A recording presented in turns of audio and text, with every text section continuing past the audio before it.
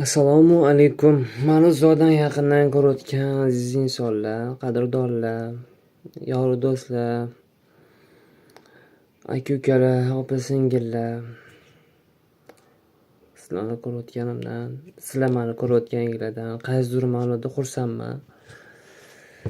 Internet hozir ijtimoiy tarmoq dolzarb, judayam insonlar bir-biriga xohlagan fikrini bayon eta oladi, xohlagan so'zini ifoda eta oladi.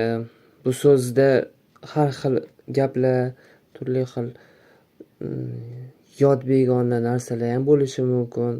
Qisqacha aytganda, to'g'risi, men ijtimoiy tarmoqlarda bu darajada bemalol gapirib, bemalol qo'yishga judayam uyalardim, iymanardim. Keyin ochib qarasam, hamma bemalol hozirgi kunda bemalol gapirib, bemalol har xil gaplarni gapirib, bemalol fikrini yetkazib berib, fikr yurityapti. Oldin to'g'risi men o'ylardimki, gapirish uchun yoki kimdir fikrini berish uchun ko'p kitob o'qish kerak. Chunki ekranni qarshisida mendan ham aqlli insonlar bor bo'lishi mumkin. U bu fikrni bayon etishim uchun ko'proq izlanish bo'lishi kerak insonda. Ko'proq nutq rivojlanishi kerak deb o'ylardim. Hamda shu fikrlarimni ichimda saqlardim, lekin birov eshitmasligi uchun, birov qilmasligi uchun fikrimni ifoda eta olmasdim. Keyin hozir ijtimoiy tarmoqlarda ko'ryapman, bemalol har xil gaplar gapirishyapti, so'kib. Bunga endi bemalol hayron qolsa ham hech kim indamayotgani yo'q, bemalol gapirishyapti. Qisqasi, hozirgi gapim bu haqida emas. To'g'risini aytsam, internet orqali izlanishlar, internet orqali har xil saytlarga kirish ular emas.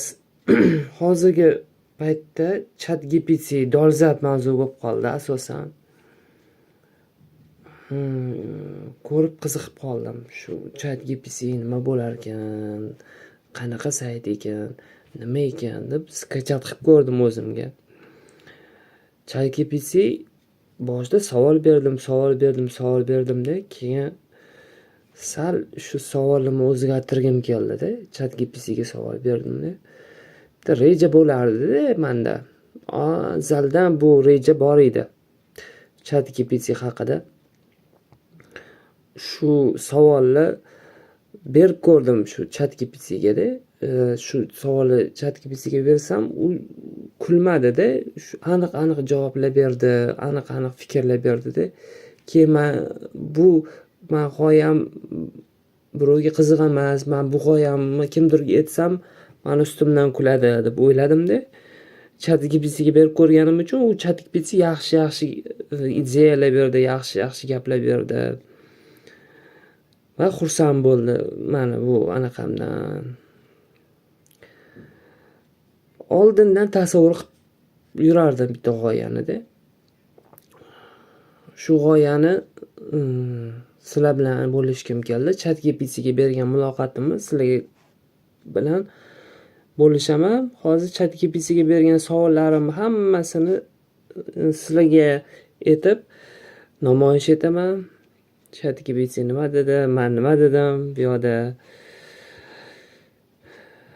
Bolaligimdan bitta narsani o'ylab yurardim. Har 500 metr yoki 1000 metrda atrof muhitni tozalab, chiqindilarni hammasini maxsus chiqindi qo'yadigan joyga olib borib tashlab, shu bilan shug'ullanadigan bitta nimadir ixtiro qilish kerak degan maqsadda ChatGPTga bir savol berdim. To'g'ri, endi hozir kimgadir yot bo'lishi mumkin, kimgadir bir fikrlarim kulgili bo'lishi mumkin, lekin ChatGPTga bergan savolimni sizlar bilan bo'lishmoqchiman. Robotlar haqida gapirdim-ku deb yozdim. Esladim, siz robotlar haqida gapirgan edik deyapsiz. Lekin sessiyada men hech qanday yozishmalarini ko'ra olmayapman. Faqat hozirgi suhbat bor deb yozibdi. Bitta ixtiro qilmoqchiman deb yozdim. Zo'r, qanday ixtiro qilmoqchisan deb yozdi. Qanday g'oya yoki qaysi sohada? Masalan, robototexnika, sun'iy intellekt, kundalik hayot uchun texnika va hokazo. Gapirib ber, birga reja tuzib chiqamiz deb yozdi. Sun'iy intellekt. Man ishlab chiqadigan robotlar 500 metrda chiqindilarni tozalasin hamda gulli ekish qobiliyatiga ega bo'lsin. Shu rejam bor edi. Mana tabiatni, atrof muhitni asrash maqsadida deb yozdim man. Bu savolni o'zim yozdim. Bu juda zo'r va foydali g'oya ekan. Tabriklayman. Atrof muhitni asrash uchun robot ixtiro qilish haqiqiy zamonaviy va ezgu ish. Sening g'oyangni qisqacha tushundim. Har 500 metrda chiqindilarni aniqlaydi va tozalaydi.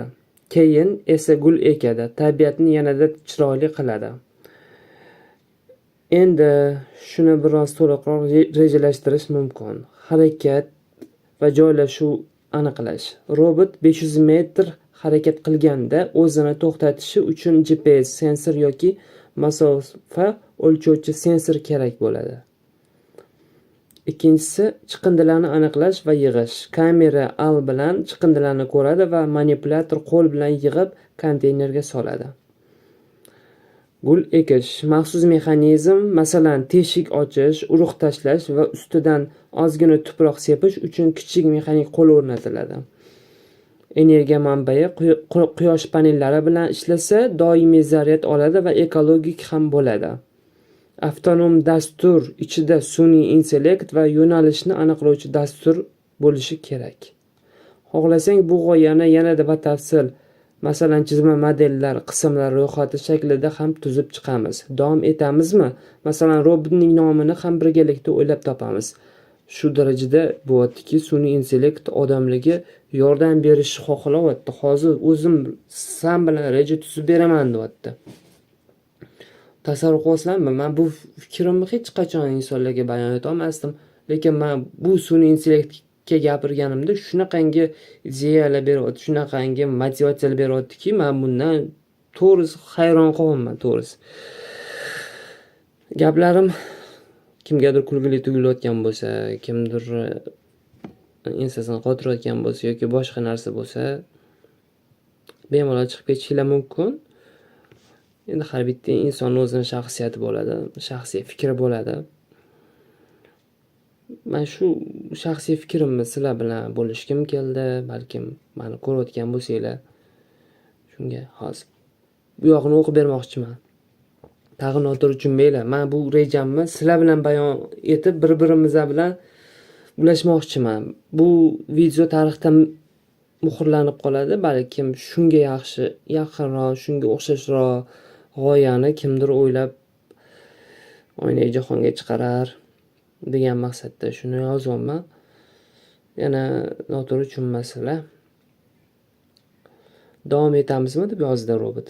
Mayli, lekin bu robotga ketkazadigan moliyaviy pullarim, xarajatlarim yo'q. Hatsabi bu g'oyani insonlarga baxt olib keladimi?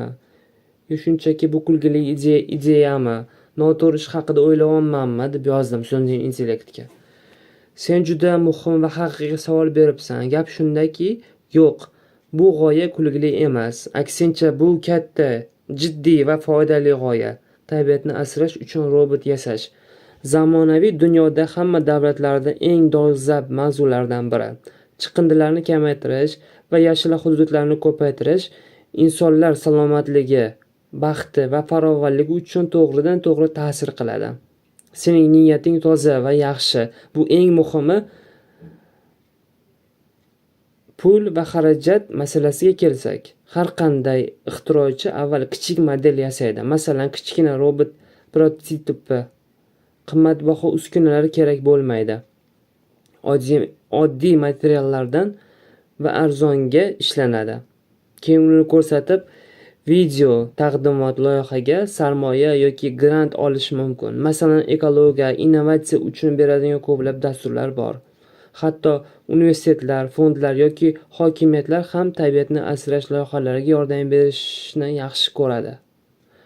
Xulosa qilib aytsam, sening g'oyang foydali, zamonaviy va kerakli. Pul masalasini esa aqlli rejalashtirib, asta-sekin yengib o'tsa bo'ladi. Sening niyating va ishtiyoqing kuchli ekan. Bu eng katta boylik, deb yozibdi sun'iy intellekt. Bu shunchaki g'oya bo'lib qolmasligi mumkin, ammo buning uchun to'g'ri yordam so'rash va kerakli odamlarga yetkazish kerak, deb yozibdi. Kerakli insonlarni topib, shu videoni tashlab yuborsanglar, xursand bo'lardim. Bu robot har 500 metrda bo'ladi. Har 500 metrda bo'ladi. Yerlarni chopadi.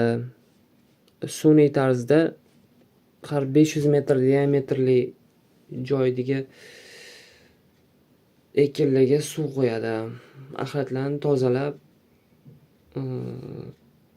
chiqindixonalarga tashiydi. Bular vazifasi faqat shu ish bilan shug'ullanadi. Nega kerak? Bu tabiiy ekologiyamizni tiklash niyatida xolisona harakat qilmoqchiman. Oldindan bor edi bu unaqam rejam. Shularni bo'lishdim sizlar bilan. Bu meni birinchi videoyim. To'g'risi, tutilib qolgan joylarim rosa ko'p bo'ldi. Har xil gap gapira olmadim. Bitta gapni 2 marta qaytarib olgan bo'lishi mumkin. Buning uchun alohida uzr so'rayman. Mas'ul xodimlarni shu videoni ko'rib o'tishini so'ragan bo'lardim. Bu video ham kimgadir yoqqan bo'lsa xursandman. Kimgadir yoqmagan bo'lsa, unda ham xursandman. G'oyam kimdir o'ylantirgan bo'lsa, bu meni katta yutug'im. O'zinglarni asranglar, salomat bo'linglar. Yaxshi kunlarda diydor qadar ko'rishaylik. Omad tilayman hammaga.